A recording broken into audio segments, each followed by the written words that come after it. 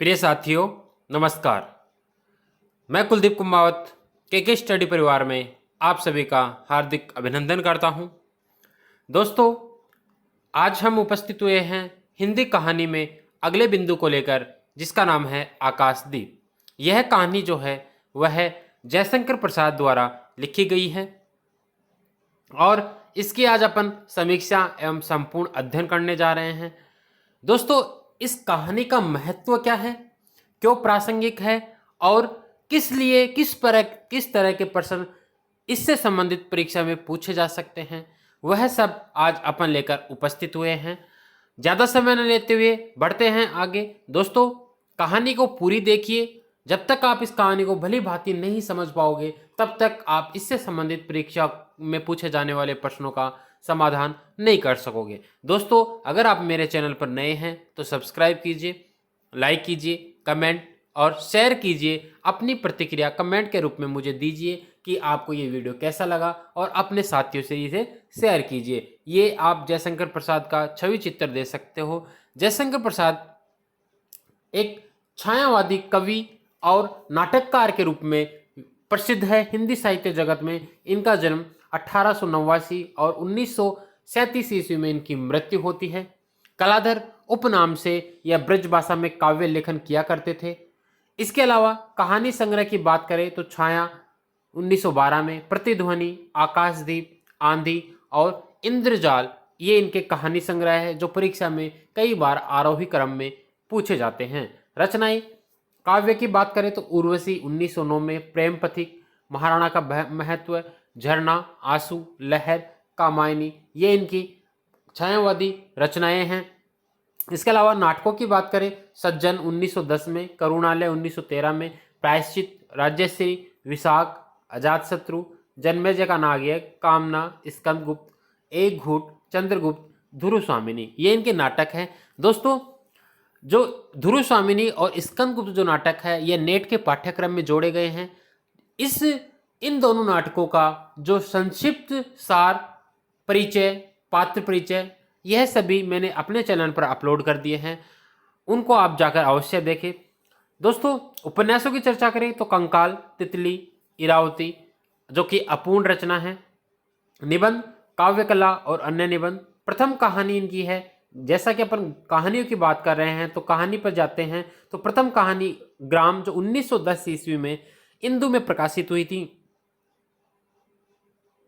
और अंतिम कहानी सालवती 1935 में सरस्वती में प्रकाशित हुई थी। आकाशदीप कहानी संग्रह में संकलित है।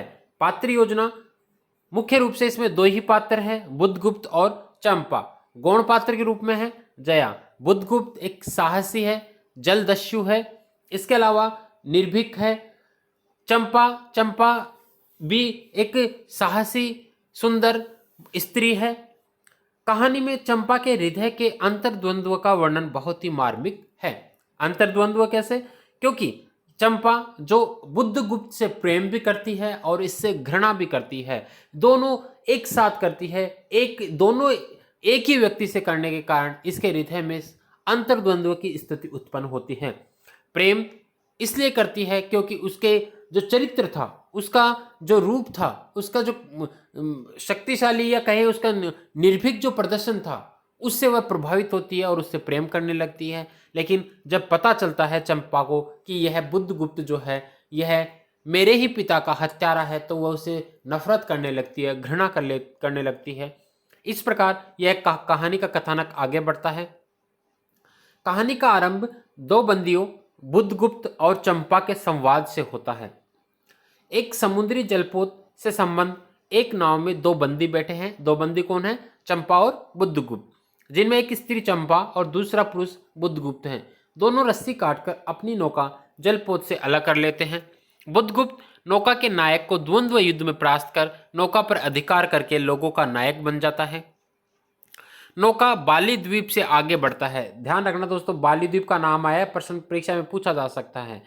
उस स्थान का कोई नाम नहीं है। बाली द्वीप से आगे एक द्वीप आता है जिसका कोई नाम नहीं रहता। बुद्धगुप्त चंपा के नाम पर उसका नामकरण चंपा द्वीप के नाम से करता है। चंपा प्रसन्न हो जाती है, वह बुद्धगुप्त की ओर आकृष्ट होती है, किंतु जब उसे ध्यान आता है कि बुद्धगुप्त उसके पिता का हत्यारा है, तब उससे प्यार करती हुई घृणा करने लगती है और उससे प्रतिशोध लेना चाहती है। बुद्धगुप्त चंपा के लिए प्रकाश स्तंभ बनवाता है, जहां से चंपा अपनी मां की भांति कंडील जलाकर अपने स्वर्गीय पिता का मार्ग प्रशस्त करती है। एक समारोह में बुद्धगुप्त विवाह का प्रस्ताव करता है। चंपा उसके प्रस्ताव को ठुकराते हुए साफ इनकार कर देती है। वह हृदय में छुपाई हुई कटार निकालकर फेंक देती है, किंतु बुद्धगुप्त से कहती है कि वह स्वदेश यानी भारत चला जाए, मगर उसे जीवन पर्यंत गरीबों की सेवा करने के लिए यहीं छोड़ दे। बुद्धगुप्त चला जाता है और चंपा उस द्वीप के वासियों की सेवा करती है। इस तरह एक कहानी आगे बढ़ती है, कथानक ये चलता रहता है। बहुत शानदार कहानी है। चंपा के हृदय की अंतर्द्वंद्व की गाथा है। गोपाल राय के शब्दों में आकाशदीप की कहानियों का परिवेश अपने समय का यथार्थ न होकर इतिहास है, क्योंकि इतिहास पर आधारित है। काल्पनिक कथाओं का रोमानी प्रवेश है। कथा काल्पनिक है। विजय मोहन सिंह के संवादों से प्रारंभ होने वाली पहली कहानी माना है। विजय मोहन सिंह ने संवादों से प्रारंभ होने वाली, क्योंकि दो व्यक्तियों के संवाद से कहानी प्रारंभ हो रही है। गोपाल राय कहते हैं, प्रेम और घृणा का ऐसा द्वंद्व और परस्पर स्पर्धिता शायद ही हिंदी की किसी और कहानी में मिले। आगे बढ़ते हैं, कहानी प्रारंभ करते हैं। बंदी क्या है, सोने दो। दोनों में वार्तालाप चल रहा है। किस किस में? बुद्धगुप्त और चंपा में। मुक्त होना चाहते हो? अभी नहीं, निद्रा खुलने पर चुप रहो, फिर अवसर न मिलेगा। बड़ा शीत है, कहीं से एक कंबल डालकर कोई शीत से मुक्त करता। आंधी की संभावना है, यही एक अवसर है। आज मेरे बंधन शिथिल है। तो क्या तुम भी बंदी हो? हाँ, धीरे बोलो। इस नाव पर केवल 10 नाविक और प्रहरी है। उस नाव की रक्षा करने के लिए 10 नाविक और प्रहरी हैं। शस्त्र मिलेगा? मिल जाएगा। पोत से संबंध, रज्जू काट सकोगे? रज्जू रस्सी? हाँ। हाँ जवाब किसका है? ये बुद्धगुप्त का जवाब है। समुद्र में हिलोरें उठने लगी। दोनों बंदी आपस में टकराने लगे। पहले बंदी ने अपने को स्वतंत्र कर लिया, दूसरे का बंधन खोलने का प्रयत्न किया। लहरों के धक्के एक दूसरे का को स्पर्श से पुलकित कर रहे थे। मुक्ति की आशा, स्नेह का असंभावित आलिंगन, दोनों ही अंधकार में मुक्त हो गए। दूसरे बंदी ने हर्षातिरेक से उसको गले से लगा लिया। अभी तक दोनों को पता नहीं है कि वे स्त्री पुरुष है। सहसा उस बंदी ने कहा, यह क्या, तुम स्त्री हो? क्या स्त्री होना कोई पाप है? अपने को अलग करते हुए स्त्री ने कहा, शस्त्र कहा है, तुम्हारा नाम चंपा। तारक खचित नील अंबर और समुद्र के अवकाश में पवन उधम मचा रहा था। अंधकार से मिलकर पवन दुष्ट हो रहा था, क्योंकि आंधी खूब तेज चल रही थी, हवा चल रही थी। समुद्र में आंदोलन था, नौका लहरों में विकल थी। स्त्री सतर्कता से लुढ़कने लगी। एक मतवाले नाविक के शरीर से टकराते हुई सावधानी से उसका कृपाण निकालकर फिर लुढ़कते हुए बंदी के समीप पहुंची। कृपाण लेकर आती है रस्सी काटने के लिए। सहसा पोत से प्रदर्शक ने चिल्लाकर कहा, आंधी। आपत्ति सूचक तूर्य बजने लगा। सब सावधान होने लगे। तूर्य एक बाजा होता है। बंदी युवक उसी तरह पड़ा रहा। किसी ने रस्सी पकड़ी, कोई पाल खोल रहा था, पर युवक बंदी ढुलक कर उस रज्जू के पास पहुंचा जो पोत से संलग्न थी। तारे ढक गए, तरंगे उद्वेलित हुई, समुद्र गरजने लगा। भीषण आंधी पिशाचनी के समान नाव को अपने हाथों में लेकर कंदूक क्रीड़ा और अट्टहास करने लगी। एक झटके के साथ ही नाव स्वतंत्र थी। उस संकट में भी दोनों बंदी खिलखिलाकर हंस पड़े। आंधी के हाहाकार में उसे कोई न सुन सका, क्योंकि नाव जो थी वह स्वतंत्र हो चुकी थी। अनंत जल निधि में उषा का मधुर आलोक फूट पड़ा। सुनहली किरणों और लहरों की कोमल सृष्टि मुस्कुराने लगी। सागर शांत था। नाविकों ने देखा, पोत का पता नहीं, बंदी मुक्त है। नायक ने कहा, बुद्धगुप्त, तुमको मुक्त किसने किया? कृपाण दिखाकर बुद्धगुप्त ने कहा, इसने। नायक ने कहा, तो तुम्हें फिर बंदी बनाऊंगा। किसके लिए? पोताध्यक्ष मणिभद्र अतल जल में होगा। मणिभद्र जो उस समय शत्रु के रूप में है, अब इस नौका का स्वामी मैं हूं। उससे पहले बुद्धगुप्त से जो नौका का स्वामी था वो मणिभद्र था। अब कौन है? बुद्धगुप्त है। तुम जलदस्यु बुद्धगुप्त कदापि नहीं। कौन कह रहा है ये कथन? चंपा। चौंक कर नायक ने कहा और अपना कृपाण टटोलने लगा। चंपा ने इससे पहले उस पर अधिकार कर लिया था। वह क्रोध से उछल पड़ा। तो तुम द्वंद्व युद्ध के लिए प्रस्तुत हो जाओ। जो विजयी होगा वह स्वामी होगा। इतना कहकर बुद्धगुप्त ने कृपाण देने का संकेत किया। चंपा ने कृपाण नायक के हाथ में दिया। भीषण घात प्रतिघात आरंभ हुआ। दोनों कुशल, दोनों त्वरित गति वाले थे। ये उनकी विशेषताएं हैं। बड़ी निपुणता से बुद्धगुप्त ने अपना कृपाण दांतों से पकड़कर अपने दोनों हाथ स्वतंत्र कर लिए। चंपा भय और विस्मय से देखने लगी। नाविक प्रसन्न हो गए, परंतु बुद्धगुप्त ने लाघव से नायक का कृपाण वाला हाथ पकड़ लिया और विकट हुकार से दूसरा हाथ कटी में डाल, कटी मतलब कमर में डाल, किसके? चंपा के, उसे गिरा दिया। दूसरे ही क्षण प्रभात की किरणों में बुद्धगुप्त का विजयी कृपाण उसके हाथों में चमक उठा। नायक की कातर आंखें प्राण भिक्षा मांगने लगी। बुद्धगुप्त ने कहा, बोलो, अब स्वीकार है कि नहीं? मैं अनुचर हूं, वरुण देव की शपथ, मैं विश्वासघात नहीं करूंगा। बुद्धगुप्त ने उसे छोड़ दिया। चंपा ने युवक जलदस्यु के समीप आकर उसके क्षतों को अपनी स्निग्ध दृष्टि और कोमल करों से वेदनाविहीन कर दिया। बुद्धगुप्त ने सुगठित शरीर पर रक्त बिंदु विजय तिलक कर रहे थे। विश्राम लेकर बुद्धगुप्त ने पूछा, हम लोग कहाँ होंगे? वार्तालाप होती है। इसी वार्तालाप में चंपा का प्रेम उत्पन्न होता है। किसके प्रति? बुद्धगुप्त के प्रति। बाली द्वीप से बहुत दूर, संभवतः एक नवीन द्वीप के पास, जिसमें अभी हम लोगों को बहुत कम आना जाना होता है। सिंगल के वणिकों का वहाँ प्राधान्य है। कितने दिनों में हम लोग वहाँ पहुँचेंगे? अनुकूल पवन मिलने पर 2-3 दिन में, तब तक के लिए खाद्य का अभाव न होगा। सहसा नायक ने नाविका को डांड लगाने की आज्ञा दी और स्वयं पतवार पकड़कर बैठ गया। बुद्धगुप्त के पूछने पर उसने कहा, यहाँ पर एक जलमग्न सेलखंड है, सावधान न रहने से नाव टकराने का भय है। तुम्हें इन लोगों ने बंदी क्यों बनाया? वाणिक मणिभद्र की पाप वासना ने। कि बंदी क्यों बनाया गया? उसको, चंपा को बंदी क्यों बनाया गया? मणिभद्र की वासना ने। तुम्हारा घर कहाँ है? जाह्नवी के तट पर। चंपा नगरी की एक क्षत्रिय बालिका हूँ। पिता इसी मणिभद्र के यहाँ प्रहरी का काम करते थे। माता का देवावसान हो जाने पर मैं भी पिता के साथ नाव पर ही रहने लगी। 8 बरस से समुद्र ही मेरा घर है। प्रश्न पूछा जा सकता है 8 बरस वाला। तुम्हारे आक्रमण के समय मेरे पिता ने ही 7 दस्युओं को मारकर जल समाधि ली। 1 मास हुआ मैं इस नील नभ के नीचे, नील जल निधि के ऊपर एक भयानक अनंत में निसहाय हूँ, अनाथ हूँ। मणिभद्र ने मुझसे एक दिन घृणित प्रस्ताव किया। मैंने उसे गालियां सुनाई। उसी दिन से बंदी बना दी गई। चंपा रोज से जल रही थी। मैं भी ताम्र लिप्ति का एक क्षत्रिय हूँ चंपा, परंतु दुर्भाग्य से जलदस्यु बनकर जीवन बिताता हूँ। अब तुम क्या करोगी?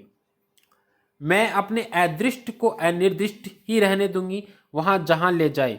चंपा की आंखें निश्चिम प्रदेश में निरुद्देश्य थी। किसी आकांक्षा के लाल डोरे न थे। ध्वल अपांगों में बालकों के सदृश विश्वास था। हत्या व्यवसायी दस्यु भी उसे देखकर कांप गया। उसके मन में एक संभ्रमपूर्ण श्रद्धा यौवन की पहली लहरों को जगाने लगी। समुद्र वृक्ष पर विलंबमयी राग रंजित संध्या थिरकने लगी। चंपा के ऐश संयत कुंतल उसके पीठ पर बिखरे थे। दुर्दांत दस्यु ने देखा अपनी महिमा में अलौकिक एक तरुण बालिका। एक विस्मय से अपना हृदय को टटोलने लगा। उससे एक नई वस्तु का पता चला, वह थी कोमलता। उसी समय नायक ने कहा, हम लोग द्वीप के पास पहुंच गए हैं। बेला से नाव टकराई। चंपा निर्भीकता से कूद पड़ी। मांझी भी उतरे। बुद्धगुप्त ने कहा, जब इसका कोई नाम नहीं तो हम लोग इसे चंपा द्वीप कहेंगे। चंपा हंस पड़ी। 5 बरस बाद शरद के ध्वल नक्षत्र नील गगन में झलमला रहे थे। चंद्र की उज्जवल विजय पर अंतरिक्ष में शरद लक्ष्मी ने आशीर्वाद के फूलों और खीलों की बिखेर दिया। चंपा के एक उच्च शोध पर बैठी हुई तरुणी चंपा दीपक जला रही थी। काफी लंबे समय के बाद उनमें दोनों में प्रेम जो अपनी चरम अवस्था पर था। बड़े यत्न से अभ्रक की मंजूषा में दीप धरकर उसने अपनी सुकुमार उंगलियों से डोरी खींची।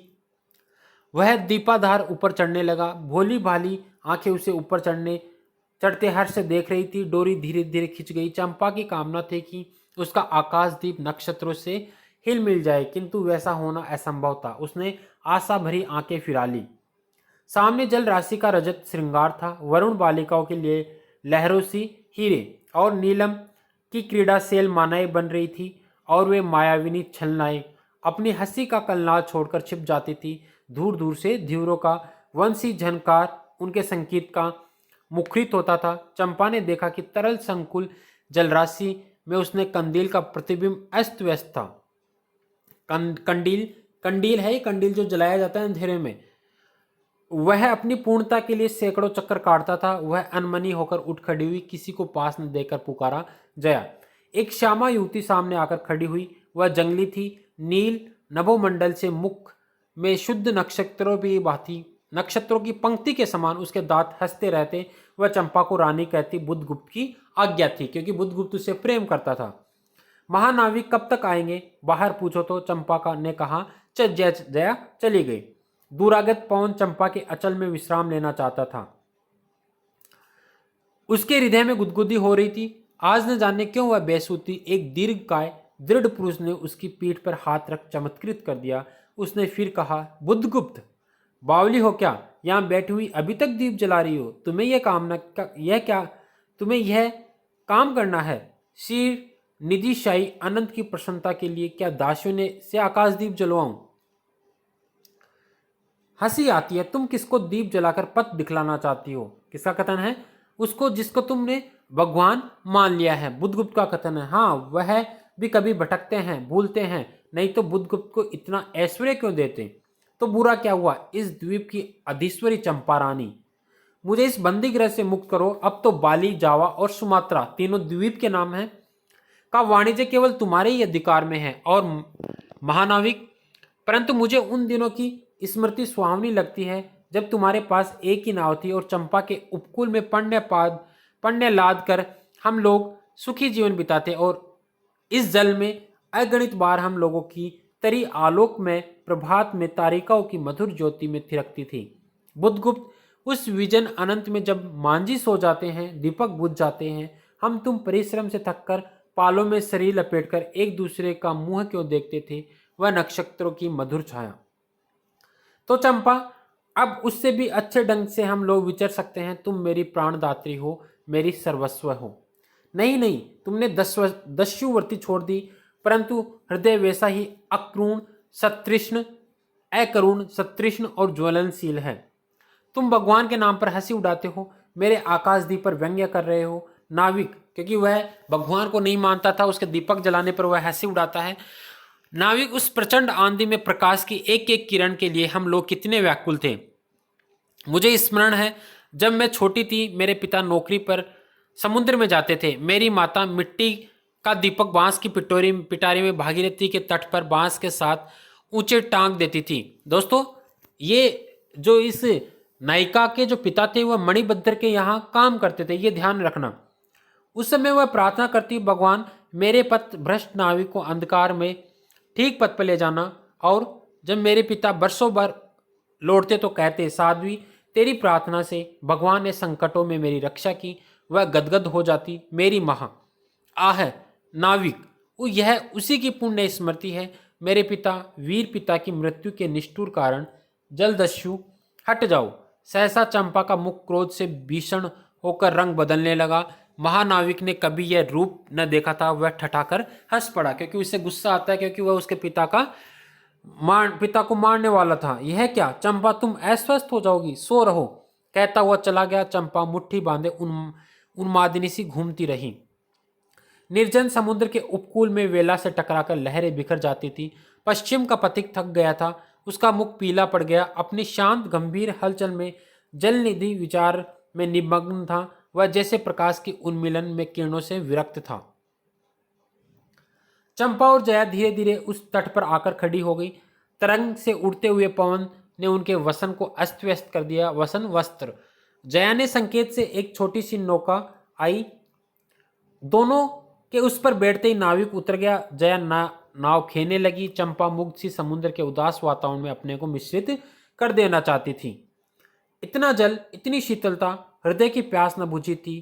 पी सकूंगी? नहीं तो जैसे वेला में चोट खाकर सिंधु चिल्ला उठता है, उसी के समान रोदन करूं, या जलते हुए स्वर्ण गोलक सदृश अनंत जल में डूबकर बुझ जाऊं। चंपा के देखते देखते पीड़ा और ज्वलन से आरक्त बिंब धीरे धीरे सिंधु में चौथाई आधा और फिर संपूर्ण विलीन हो गया। एक दीर्घ निश्वास लेकर चंपा ने मुंह फेर लिया। देखा तो महानाविक का बजरा उसके पास है। बुद्धगुप्त ने झुककर हाथ बढ़ाया। चंपा उसके सहारे बजरे पर चढ़ गई। दोनों पास पास बैठ गए। इतनी छोटी नाव पर इधर इधर घूमना ठीक नहीं, पास ही जलमग्न सेल खंड है, कहीं नाव टकरा जाती या ऊपर चढ़ जाती चंपा तो। बुद्धगुप्त कह रहे हैं, अच्छा होता बुद्धगुप्त, जल में बंदी होना कठोर प्राचीरों से तो अच्छा है कि कम से कम इस जल में बंदी तो नहीं रहती मैं, क्योंकि वह एक बंदी की तरह ही थी। आह चंपा, तुम कितनी निर्दय हो। बुद्धगुप्त को आज्ञा देकर देखो तो वह क्या नहीं कर सकता, तू जो तुम्हारे लिए नए द्वीप की सृष्टि कर सकता है, नई प्रजा खोज सकता है, नए राज्य बना सकता है, उसकी परीक्षा लेकर देखो तो। कहो चंपा, वह कृपाण से अपना हृदय पिंड निकाल अपने हाथों अतल जल में विसर्जन कर दे। महानाविक जिसके नाम से बाली, जावा और चंपा का आकाश गूंजता था, पवन थर्राता था, घुटनों के बल चंपा के सामने छल छलाई आंखों से बैठा था। सामने सेलमाला की चोटी पर हरियाली में विस्तृत जल देश में नील पिंगल संध्या, प्रकृति की सहृदय कल्पना, विश्राम की शीतल छाया, स्वप्न लोक का सृजन करने लगी। उस मोहिनी के रहस्यपूर्ण नील जाल का कुहक स्फुट हो गया, जैसे मदिरा से सारा अंतरिक्ष सिक्त हो गया, शीतल हो गया। सृष्टि नील कमलों में भर उठी। उस सौरभ से पागल चंपा ने बुद्धगुप्त के दोनों हाथ पकड़ लिए। वहां एक आलिंगन हुआ, जैसे क्षितिज में आकाश और सिंधु का। किंतु उस परिरंभ में सहसा चैतन्य होकर चंपा ने अपनी कंचुकी से एक कृपाण निकाल लिया। कंचुकी जो वस्त्र पहना जाता है, छाती पर पहने का वस्त्र कंचुकी। परिरंभ से सहसा चैतन्य होकर, परिरंभ मतलब मिलने से, अचानक चैतन्य होकर। आगे बढ़ते हैं।